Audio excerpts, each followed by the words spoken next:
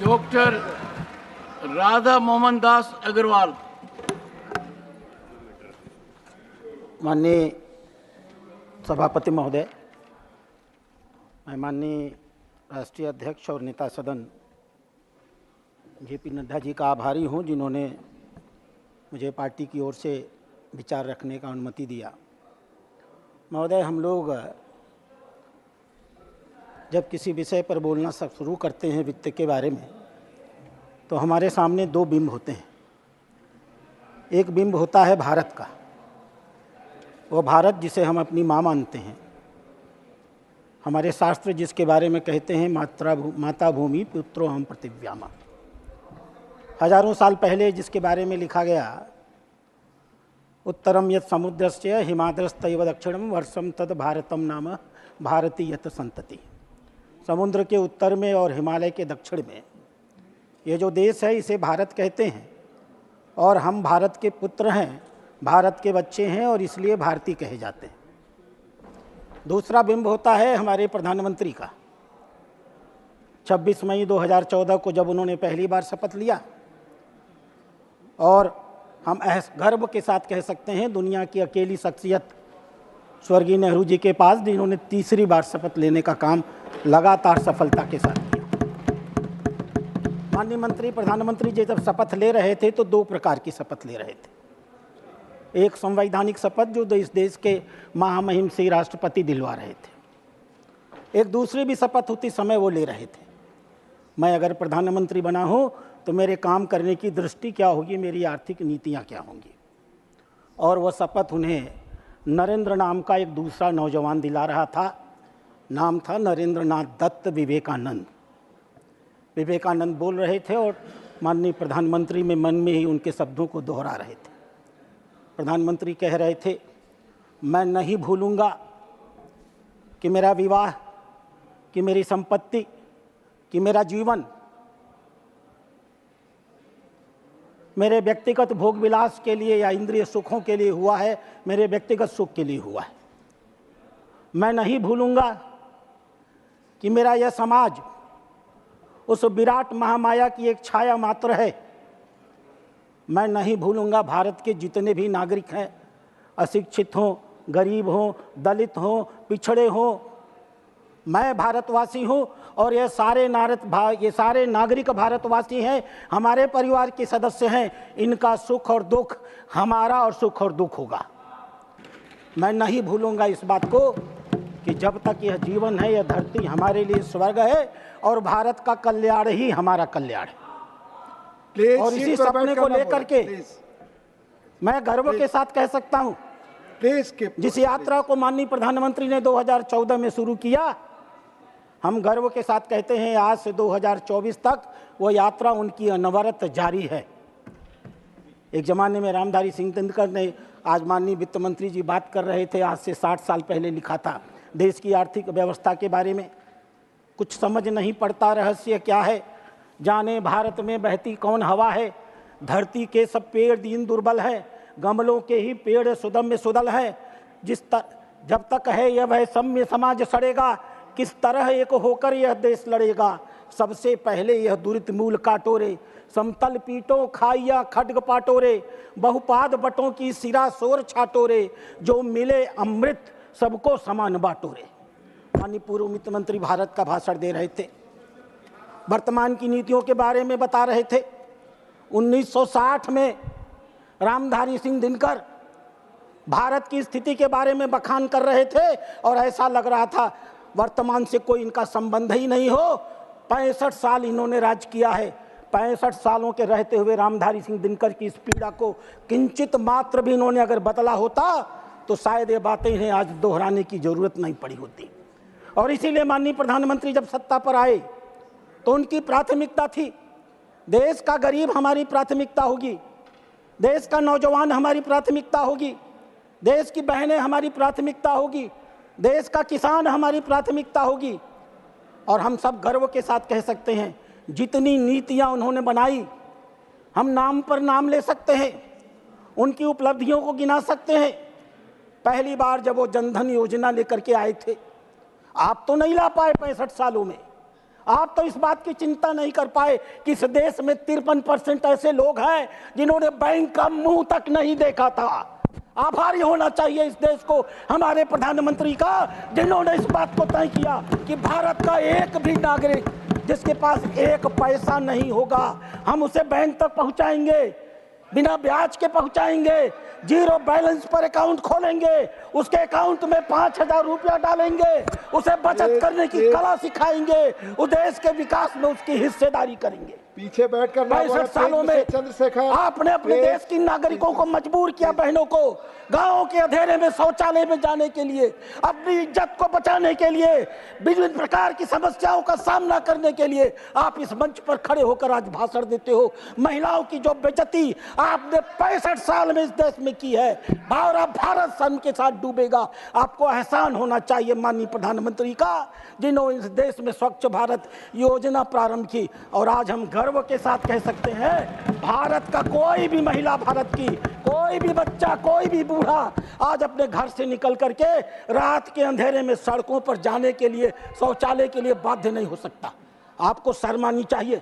65 साल आप सत्ता में रहे, 3 करोड़ 70 लाख सिर्फ ऐसे घर थे जिनके घर आप पीने का पानी पहुंचा सके।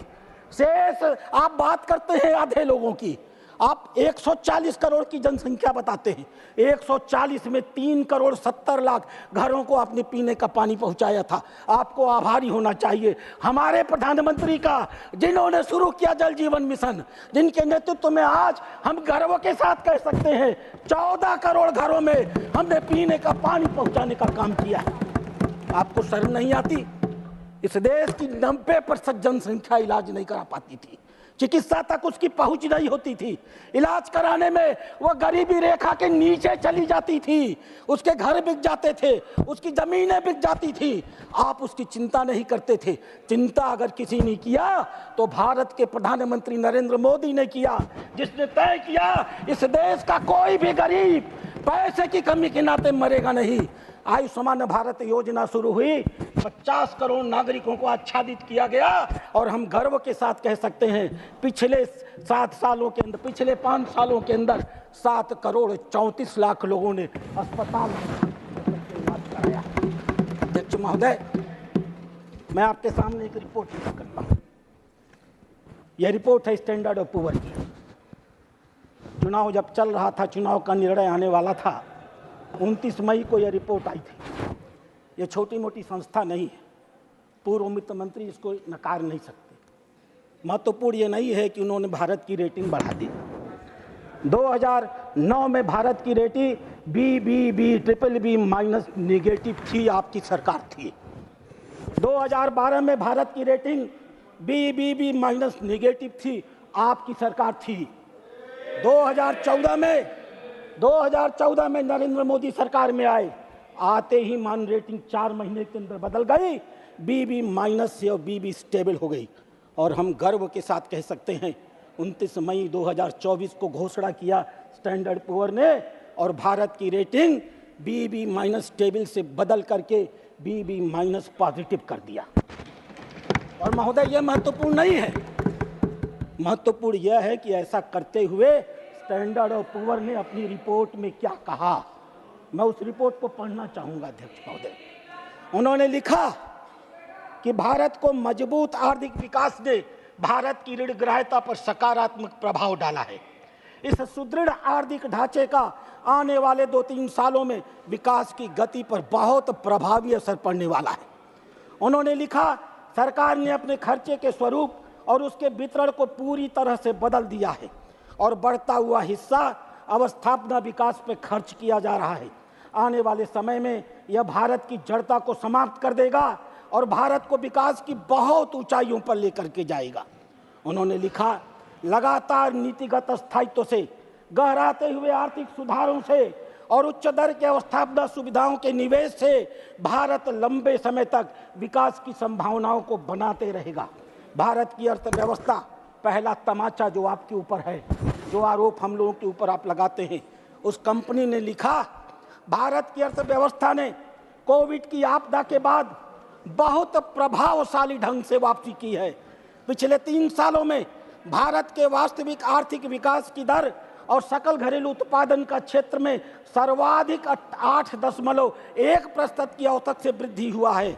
भारत एशिया पैसिफिक क्षेत्र में सीट पर बैठकर आज बात ना करें। सर्वाधिक विकासशील प्लीज है अपनी और सीटों हमें पर जाओ, विश्वास है प्लीज। कि आने वाले 3 सालों में यह विकास की दिशा और गति बनी रहेगी। भारत 7% के दर से विकास Please move करता to your रहेगा seats, please. और भारत के I सकल request और बैठकर बात ना करें, उत्पादन please. और ऋण के अनुपात में Please go to इसका your seat. प्रभावी प्रभाव प्रियंका जी, पड़ेगा। go to your seat. अध्यक्ष महोदय, Go to your seat. दूसरा Please. Tamasha No, go to दूसरा your seat. तमाचा इनकी गाल पर मारा है स्टैंडर्ड और पुअर ने और लिखा, यह उनके शब्द हैं, वर्ष 2024-25 में मोदी सरकार ने अवस्थापना के विकास में 11,11,000 करोड़ रुपए खर्च किए हैं, अर्थात जीडीपी का 3.4%। और अगला वाक्य जो उन्होंने लिखा, हम नहीं कह रहे, भारतीय जनता पार्टी के लोग नहीं कह रहे, हमारे अर्थशास्त्री नहीं कह रहे, स्टैंडर्ड और पुअर ने लिखा, आज से 10 साल पहले किसकी सरकार थी, ध्यान दीजिएगा, आज से 10 साल पहले खर्च से यह 4.5 गुना अधिक है और भारत इमर्जिंग और डेवलपिंग इकोनॉमी का बेस्ट परफॉर्मिंग स्टेट है। अगली टिप्पणी क्या थी उनकी, आप ईपीएफओ को नहीं मानते, आपको एक निजी संस्था सीएमआई की रिपोर्ट समझ में आती है। आश्चर्य होता है, आप भारत के आईबीआई को वित्त मंत्री रहे हैं 60 साल, यहाँ बैठ करके इन्होंने शासन किया होगा, आरबीआई को नकारते हैं, उसी आरबीआई के सहारे ये वित्त मंत्री बने रहे होंगे। आज इतनी अनैतिकता है कि उसी आरबीआई के आधार पर इन्होंने ही गवर्नर बनाए होंगे, आज उसी आरबीआई की रिपोर्ट को चुनौती दे रहे हैं। आरबीआई और ईपीएफओ रोजगार की बात करते हैं, 2017 के पहले यह सरकार रोजगार की गणना ही नहीं कराती थी। बैठे हैं, हिम्मत होगी तो खुली जवाब देंगे। 5 साल में 5 साल में एक बार रोजगार की गणना होती थी, क्वार्टरनरी रिपोर्ट लाई जाती थी। आज हम गर्व कर सकते हैं 2017 के बाद भारत के प्रधानमंत्री ने तय किया हर 3 महीने में भारत के रोजगार की गणना की जाएगी। ईपीएफओ के आंकड़े को आप निकालिएगा, स्टैंडर्ड और पुअर, दुनिया की सारी संस्थाएं ये सीएमई के फर्जी आंकड़ों को नहीं मानती, ईपीएफओ के ही आंकड़े को मानती हैं। और ईपीएफओ के आंकड़े को कोट करते हुए उन्होंने लिखा, ईपीएफओ के आंकड़े से पता चलता है कि भारत में, ध्यान से सुनिएगा, ईपीएफओ के आंकड़े से पता चलता है मजदूरों में शक्ति बढ़ी है, फॉर्मल रोजगार में 11.4% की वृद्धि हुई है। स्वाभाविक रूप से आने वाले समय में भारत की मांग बढ़ने वाली है। और चौथी टिप्पणी, जीएसटी लाने वाले यही थे, लागू नहीं कर पाए, हमने लागू कर दिया। आज जीएसटी को विकास विरोधी बताते हैं। क्या कहा स्टैंडर्ड पुअर ने, जीएसटी की आलोचना करने वालों को सही जवाब दिया। भारत ने 2017 में जीएसटी इंप्लीमेंट किया और तब से इसका मीठा फल खा रहा है। 2024 में 11.7% की वृद्धि से 20 लाख करोड़ रुपया जीएसटी इकट्ठा हुआ है और ये राजस्व बढ़ता रहेगा और भारत का विकास बढ़ता रहेगा। अभी टिप्पणी कर रहे थे पीएलआई स्कीम पर माननीय पूर्व वित्त मंत्री महोदय, स्टैंडर्ड और पुअर ने पीएलआई का उल्लेख किया है, प्रोडक्टिव लिंक इंसेंटिव का। पीएलआई उन्होंने लिखा, पीएलआई स्कीम ने भारत में इलेक्ट्रॉनिक इंफॉर्मेशन टेक्नोलॉजी, ऑटोमोबाइल और उसके कंपोनेंट पर बहुत अधिक धन आवंटित किया है। इससे भारत के उत्पादन सेक्टर में विदेशी निवेश बढ़ा है और बहुत सी विदेशी फर्में भारत की ओर आकर्षित हुई हैं। और उन्होंने लिखा, आपदा के काल में भारत की आप चिंता कर रहे थे ना फिस्कल डेफिसिट की, 2012-13 में जब आपने सरकार छोड़ी थी वित्त मंत्री, तो भारत का फिस्कल डेफिसिट 10.5% था। आपको बहुत आंकड़े याद होते हैं ना, तो याद करिएगा 12 से 13 में भारत का एफडी 10.5, भारत का फिस्कल डेफिसिट 10.5% था। होगा तो आप खड़े होकर चुनौती दीजिएगा। उन्होंने लिखा, भारत की फिस्कल डेफिसिट आपदा के काल में 9 से 13% थी, 2024 में 5 से 5.7% हुई, 2025 में 5.1% हुई, 2028 तक ये 4.5% होगी और लगता है 2028 में यह घाटा घट करके 4.2% हो जाएगा। एक संस्था अध्यक्ष महोदय दूसरी इनकी बड़ी प्रिय है।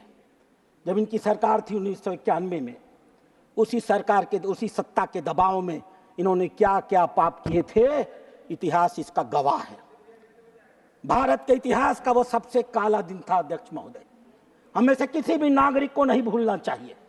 कांग्रेस की सरकार थी, एक सरकार इन्होंने चंद्रशेखर जी के साथ चलाई, जैसे इनकी आदत है 4 महीने बाद उसको धोखा दे दिया। दूसरी सरकार इन्होंने नरसिम्हा राव की चलाई, जैसी इनकी आदत है बेचारे नरसिम्हा राव मरे, उनकी शव यात्रा निकली, कांग्रेस के कार्यालय के गेट पर आधे घंटे तक खड़ी रही। इन लोगों ने अपने प्रधानमंत्री की लाश को अपने कार्यालय के अंदर नहीं घुसने दिया। इतिहास के पन्ने गवाह है, जवाब देना पड़ेगा। अध्यक्ष महोदय, IMF मॉनिटरी फंड की रिपोर्टिंग है ये। IMF ने भारत की मजबूत आर्थिक उपस्थिति की प्रशंसा किया। एशिया पैसिफिक के निदेशक कृष्णा श्रीनिवास ने कहा, भारत के मैक्रो फंडामेंटल बहुत अच्छे हैं, देश की अर्थव्यवस्था बहुत अच्छी कर रही, 6.8% की विकास दर बहुत अच्छी है। ध्यान से सुनिएगा, महंगाई पर नियंत्रण हो रहा है। यह भारत सरकार नहीं कह रही, यह वो संस्था कह रही जिसके दबाव में आपने भारत को गिरवी रख दिया था। मैं उस विषय पर आने वाला हूं। महंगाई पर नियंत्रण हो रहा है, भारत को अपने इसको टारगेट के भीतर और लाना होगा। 2023 यानी पिछले महीने वित्त मंत्री बैठी थी, 2023 के दूसरे छमाही में हुई आर्थिक वृद्धि ने सबको आश्चर्यचकित कर दिया है। भारत की मजबूर घरेलू मांग आर्थिक गति को बढ़ा रही है। उन्होंने कहा, भारत के विकास के अनुपात को बदलना होगा। अप्रैल में भारत की विकास दर 6.5 से बढ़ा करके उन्होंने 6.8 की थी। ये GDP को चुनौती देने बैठे हैं, 7 साल रहे हैं, इसी GDP को बनाते रहे हैं और इसी पर भाषण देते रहे हैं। और IMF ने कहा, हम दोबारा भारत के अनुमान को बदल रहे हैं और भारत के विकास दर को 6.8 से बढ़ाकर 7 कर रहे हैं।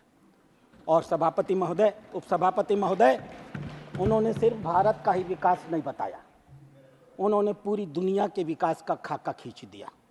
अमेरिका की विकास दर 2.7%, जर्मनी की विकास दर 0.2%, फ्रांस की विकास दर 0.7%, इटली की विकास दर 0.7%, स्पेन की विकास दर 1.9%, UK की विकास दर 10.5%, जापान की विकास दर 10.9%, रूस की विकास दर 3.2%, ब्राजील की विकास दर 2.2%, मैक्सिको की विकास दर 2.4%, साउथ अफ्रीका की विकास दर 10.9%। और हम गर्व के साथ कह सकते हैं, भारत की विकास दर 7% का आंकड़ा IMF की संस्था ने दिया है अध्यक्ष महोदय। और कौन है ये IMF? प्रमोद जी, 2091 में आप ही की सरकार थी, 3 हफ्ते का फॉरेन रिजर्व आपके पास नहीं था, 3 हफ्ते का पैसा नहीं था आपके पास। मूडी ने आपको डाउनग्रेड कर दिया था, IMF ने आपको लोन देने से मना कर दिया था, वर्ल्ड बैंक ने आपका पैसा रोक लिया था, आपके पास पूरी की पूरी व्यवस्था फेल कर रही थी। आप मजबूर हुए, आपने 2 बार 1 जुलाई और 3 जुलाई को भारत की मुद्रा का अवमूल्यन किया और सबसे घटिया काम किया, सोना गिरवी रखा तो रखा। अगर आपका दिल साफ था तो खुलेआम सामने रखते। चोरी से सोना गिरवी रखने का काम दुनिया की किसी सरकार ने किया तो भारत सरकार ने किया। और भारत का 67 टन सोना इन लोगों ने 2 बार, एक बार 20 टन सोना, एक बार 43 टन सोना, मेरे को कोई असर नहीं पड़ता। बैठो नहीं चिल्लाते रह जाओगे। Please, एक बार आप 20 टन सोना और एक बार 67 किलो सोना इन लोगों ने गिरवी रखा, रात के अंधेरे में रखा। हुआ क्या अध्यक्ष महोदय, एक बहुत नामी पत्रकार हैं शंकर अय्यर, वो बेचारे एयरपोर्ट गए थे किसी काम से। उन्होंने देखा कि एक ट्रक का पहिया फट गया तो वो देखने पहुंचे, पता चला कि उसके अंदर सोना भरा हुआ है। और तब जाकर के दूसरे दिन खबर छपी कि भारत ने अपने 142 करोड़ नागरिक जिनकी चर्चा कर रहे हैं ना, उनसे छिपा करके भारत का सोना गिरवी रख दिया। और हम गर्व के साथ कह सकते हैं हमारे पास एक प्रधानमंत्री है, चुनाव की गहमा गहमी में छिप गया। 31 मई 2024 को हमारे मोदी जी के नेतृत्व में इस देश ने अपना 100 किलो टन सोना भारत में वापस मंगवाया है और भारत के खजानों में रखा गया है। अध्यक्ष महोदय, ये चर्चा कर रहे थे आर्थिक आंकड़ों की, मैं भी इन्हें कुछ आंकड़े बता देना चाहता हूं। इन्होंने चर्चा किया ऋण के ऊपर। आज भारत का ऋण जीडीपी का 85% है, मानता हूं मैं। पूरी दुनिया के क्या आंकड़े हैं? अमेरिका का ऋण 129% का जीडीपी का है, जापान का ऋण 264% का है, इटली का ऋण 142% ऑफ जीडीपी है, फ्रांस का ऋण 112% ऑफ जीडीपी है, यूके का ऋण 97% ऑफ जीडीपी है, भारत का ऋण 85% ऑफ जीडीपी है।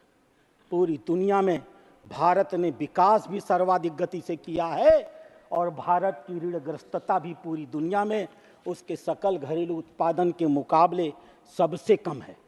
और ये विकास हमने तब किया है अध्यक्ष महोदय, जब हम इस देश के नागरिकों से सबसे कम टैक्स लेते हैं। आप बात कर रहे थे इनकम टैक्स की, हम गर्व के साथ कह सकते हैं भारत अकेला ऐसा देश है, पूरी दुनिया का अकेला देश है जो पूरी दुनिया में अपने नागरिकों से सबसे कम का टैक्स लेने का काम करता है। ब्रिटेन अपने नागरिकों से 33% टैक्स लेता है, नॉर्वे 31% टैक्स लेता है, ऑस्ट्रेलिया 30% टैक्स लेता है, स्विट्जरलैंड 27.5% टैक्स लेता है, इजराइल 24% टैक्स लेता है, यूरोपियन यूनियन 26% टैक्स लेता है, जर्मनी 22% टैक्स लेती है, स्वीडन 21% टैक्स लेता है, अमेरिका 16.5% टैक्स लेता है। और हमने जो पूरी दुनिया में यह ऐतिहासिक विकास की गति पाई है वह सिर्फ 7.6% ऑफ जीडीपी का टैक्स सिर्फ और सिर्फ इसी टैक्स के आधार पर काई है। और अध्यक्ष महोदय, ये अभी रुकिए, बैठिए सर। ये आरबीआई की रिपोर्ट, ये आरबीआई की राधा मोहन अग्रवाल मंत्री आरबीआई की अधूरी रिपोर्ट पेश कर रहे थे। आपस में बात नहीं, मैं पूरी रिपोर्ट पेश कर देता हूं अध्यक्ष महोदय, सभापति महोदय। 2011 में भारत के नागरिकों का नेटवर्थ जीडीपी का 85.7% था। आंकड़े हैं, आपने कोट किया है, पढ़िएगा पूरी तरह। मार्च 2014 में 3 साल के कार्यकाल में यह 85.7% से घट करके 78.5% आ गया। 3 साल के अंदर आपने देश के नागरिकों की 7% पूंजी लूट लिया। और हम गर्व के साथ कह सकते हैं मार्च 2014 में मोदी जी की सरकार आई और हमारा नेट फैमिली वर्थ 78.5% से बढ़कर के 97.2% हो गया। अर्थात कुल मिलाकर के हमने 19% अतिरिक्त पूंजी इस देश के नागरिकों के जेब में पहुंचाने का काम किया। 2014 में इनकी सरकार थी, प्रति व्यक्ति आय 86,000 थी, 86,000। आपके आंकड़े हैं महाशय, 50% नागरिक, 70% नागरिक। उस समय आंकड़ा देते थे तो आपको 50% और 70% नहीं दिखता था, उस समय आपको औसत दिखता था। 86,000 का आपने आय देकर छोड़ा था। आज भारत की प्रति व्यक्ति की आय कितनी है? कहां आपने 86,000 पर छोड़ा था। और हम गर्व के साथ कह सकते हैं आज भारत का आम नागरिक 2,12,000 रुपया कमाता है। 2,12,000 12,000 रुपये इस देश के प्रति व्यक्ति की आय है। और ये बात कर रहे थे गरीबों की, यह बात कर रहे थे देश की आर्थिक व्यवस्था की, यह बात कर रहे थे कि लोगों के पास धन नहीं है इस बात का कि वो बेचारे खर्च कर सकें। मैं सिर्फ एक आंकड़ा आपके संज्ञान में लाना चाहूँगा अध्यक्ष महोदय। आरबीआई को माने या न माने, सरकार तो वो उसी से चलाते थे। आरबीआई देश के पास कितना पैसा है, कितना पैसा खर्च करती है, नागरिकों को अपने विकास का अंदाज कैसे लगता है, उनके पास पैसा नहीं है तो वो काम कैसे करते हैं, इसलिए वो हाई फ्रीक्वेंसी इंडिकेटर्स निकालते हैं। ये वही आंकड़े हैं जो अपनी सरकार में रहते समय ये भाषण दिया करते रहे होंगे। मैंने इनके चेहरे पर दिखा देता हूँ। ग्रामीण एरिया में टू व्हीलर्स का सेल 21.3% बढ़ गया। कैसे बढ़ गया? बिना पैसे के। थ्री व्हीलर्स का सेल 12.3% बढ़ गया। आपने जेब में पैसा डाला था। ट्रैक्टर का सेल 3.7% बढ़ गया। आदमी के पास पैसा नहीं था तो वो ट्रैक्टर खरीद रहा था। टोल कलेक्शन 37.5% बढ़ा है पिछले एक साल में, 37.5%। ये गाड़ियां बिना पेट्रोल के चलती हैं, बिना डीजल के चलती हैं क्या? बिना आवश्यक के आप बताते हैं कि हमने 5 लाख कितना किलोमीटर बताया आपने? 500,000 in 1 month। By God, he only can move, nobody else can move, nobody else can move, he only can move. मैं तो आश्चर्यचकित हूँ अध्यक्ष महोदय।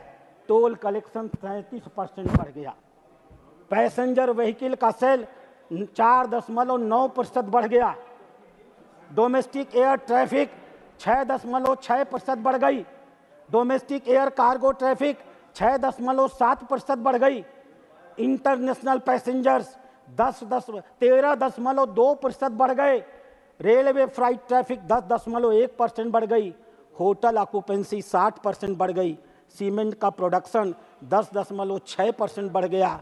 मकान नहीं बन रहे थे, निर्माण नहीं हो रहा था, तो सीमेंट क्या कर रहे थे महाराज? कभी तो इन आंकड़ों को देखने की कोशिश करिए। स्टील का प्रोडक्शन 19.1% बढ़ गया।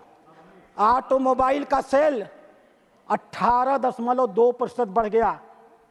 कमर्शियल व्हीकल का सेल 3.5% बढ़ गया। जीएसटी का ईबे बिल 16.3% बढ़ गया। जीएसटी का कलेक्शन 11.4 बढ़ गया। और अध्यक्ष महोदय, नागरिकों के पास पैसा नहीं था। मकान की खरीद नागरिकों के बीच में 33% बढ़ गई। 33% अधिक लोगों ने इस साल मकान अतिरिक्त खरीदे हैं। ये कहते हैं कि देश में पैसा नहीं है। आप देख नहीं पाते, देखना नहीं चाहते। जॉन्डिस्ड आई हैं आपके। ठीक है, ठीक है अध्यक्ष महोदय। इनका एक दूसरा आर्थिक आंकड़ा आता है, वो बहुत जरूरी है जानना। उस आंकड़े को कहते हैं परचेजिंग मैनेजर इंडेक्स। इस पारी इन्होंने अपने भाषण में नहीं कहा। पिछली बार जब ये खड़े हुए थे तो परचेजिंग मैनेजर इंडेक्स की बात कर रहे थे। इनका जवाब देते समय मैंने कहा था कि आप झूठ बोल रहे हैं, आपने गलत आंकड़े प्रस्तुत किए हैं। आज मैं सही आंकड़ा प्रस्तुत कर देता हूं। वक्त संसदीय शब्द का अध्यक्ष इस्तेमाल महोदय, करें। हाँ सत्य कह लीजिए, भ्रम कह जो चाहे कह लीजिए। अध्यक्ष महोदय, परचेजिंग मैनेजर इंडेक्स मैन्युफैक्चरिंग क्षेत्र में, परचेजिंग मैनेजर इंडेक्स का मतलब होता है कि देश की विकास गति, समझ लीजिए नहीं तो फिर उल्टा बोलेंगे ये लोग, समझाना भी तो जरूरी है ना। इसका मतलब होता है कि आपके विकास की पास धारा 1 मिनट कैसी समय है डॉक्टर अगर अग्रवाल, 1 50 मिनट से समय। नीचे है इसका माने देश का विकास कम हो रहा है। अगर 50 से ऊपर है इसका मतलब देश का विकास बढ़ रहा है। माननीय नेता प्रतिपक्ष, 24 घंटा तो आप बोलते हैं, कभी हम लोगों को भी बोलने का मौका दे दीजिए। Purchasing manager index manufacturing, Australia का मूल्य है 47.2,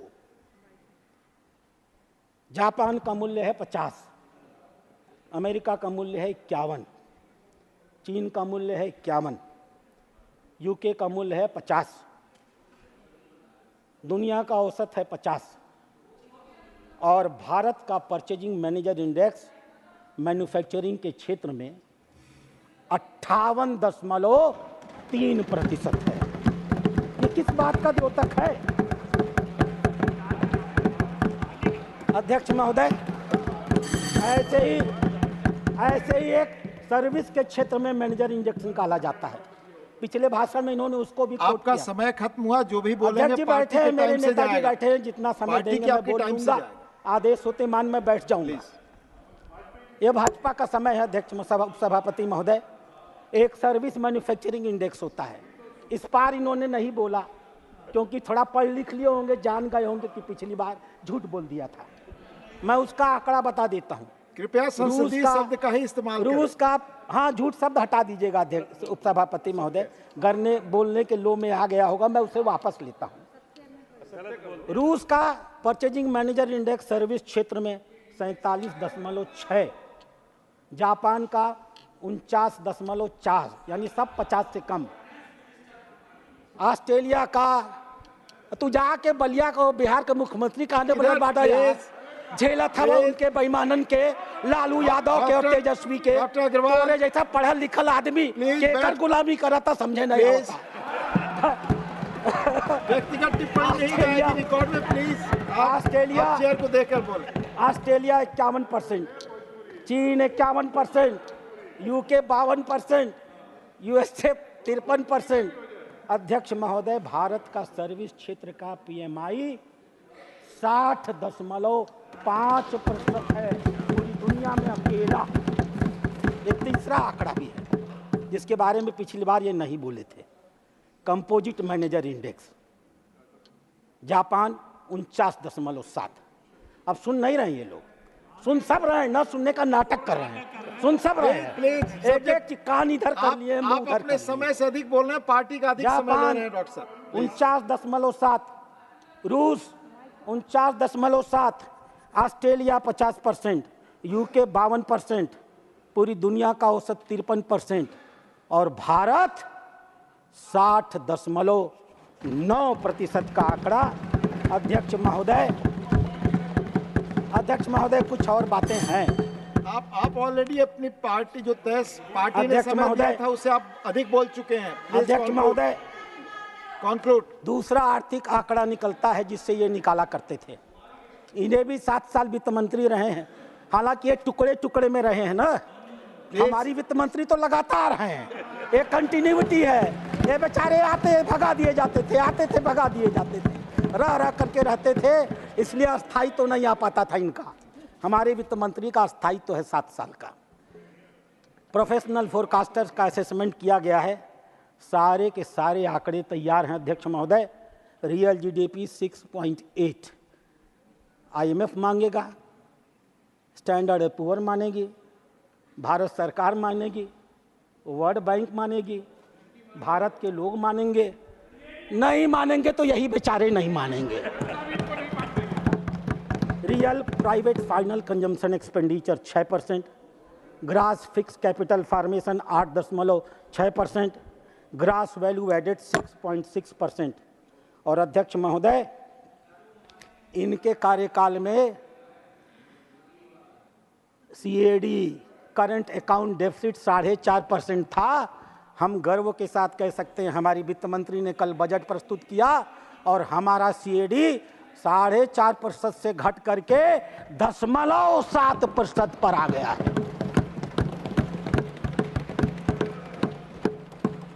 एक और आंकड़ा ये लोग निकलवाते हैं अध्यक्ष महोदय, वित्त मंत्री है ना, ये भूल गए होंगे, याद करा देना जरूरी है, याद करा देना जरूरी है इनको अध्यक्ष महोदय। हाँ, अपने जमाने का सब याद रहता था, लंबे लंबे ये लोग। एक्चुअली अध्यक्ष महोदय जब अंग्रेजी में बोलते हैं ना तो हम अपने उत्तर भारत के लोग थोड़ा दबदब से जाते हैं। जरा हिंदी में सुन ले और हिंदी में जवाब दे देंगे। आरबीआई ने कैलकुलेशन किया, हम तो डेली उनके ना भाई मनोज झा के, उनके देवेक पड़ी करंट सिचुएशन इंडेक्स। भारत का करंट सिचुएशन इंडेक्स जो रोजगार के आधार पर बनता है, आर्थिक परिस्थितियों के आधार पर बनता है, मूल्य के आधार पर बनता है, आय के आधार पर बनता है और नागरिक के खर्च करने की क्षमता के आधार पर बनता है। 100 के मुकाबले इसका मूल्य है 97.1%। और 1 साल बाद भारत की आर्थिक व्यवस्था कैसी होगी, इन विशेषज्ञों के मन में आज से आने वाले 1 साल के बाद भारत आर्थिक रूप से कैसा मजबूत होगा, उसके लिए वो लोग निकालते हैं फ्यूचर एक्सपेक्टेशन इंडेक्स। और अध्यक्ष महोदय, 100 के इंडेक्स में भारत का मूल्य 124.7% है। ये गरीबी की बात कर रहे थे अध्यक्ष महोदय। ये वर्ल्ड बैंक एक ज़माने में गुलामी करते थे ना, उसी के इशारे पे नाचा करते थे ना। ये पर कैपिटा इनकम से गरीबी देखते हैं। भारत के प्रधानमंत्री ने तय किया, गरीबी से उठे थे ना वो, उन्हें मालूम था गरीबों की आय अगर थोड़ी सी बढ़ा दी जाए तो भी आर्थिक सुविधाओं तक उसकी पहुंच नहीं होती, सामाजिक सुविधाओं तक उसकी पहुंच नहीं होती, शैक्षणिक सुविधाओं तक उसकी पहुंच नहीं होती। उसकी जेब में पैसा होता है लेकिन विभिन्न सामाजिक पूर्वाग्रहों के नाते इन सुविधाओं को वो खरीद नहीं पाता। इसलिए आपने गौर किया होगा, माननीय प्रधानमंत्री ने गरीबों के अमीर बनने का इंतजार नहीं किया। उनकी जेब में पैसा आएगा तब वो ये सुविधा पाएंगे, इसका इंतजार नहीं किया। 4 करोड़ मकान बना के दे दिए, निःशुल्क दे दिया। घरों में शौचालय दे दिया, निःशुल्क दे दिया। घर में फ्री बिजली दे दिया, निःशुल्क दे दिया। इलाज का इलाज करा दिया, निःशुल्क दे दिया। गैस दे दिया, निःशुल्क दे दिया। और फिर आय बढ़ा करके 80,000 से बढ़ा करके 86,000 से बढ़ा करके अध्यक्ष महोदय 2,12,000 कर दिया। मैं समाप्त कर रहा हूँ। और ये नीति आयोग की आलोचना कर रहे थे। क्या करें, ये प्लानिंग कमीशन चलाया करते थे। ये अपने मुख्यमंत्रियों को चपरासियों की तरह प्लानिंग कमीशन के चपरासी के सामने घुटने टेकवाया करते थे। हमारी सरकार आई तो हमने तय किया, हम फेडरल कोऑपरेशन पर विश्वास करते हैं।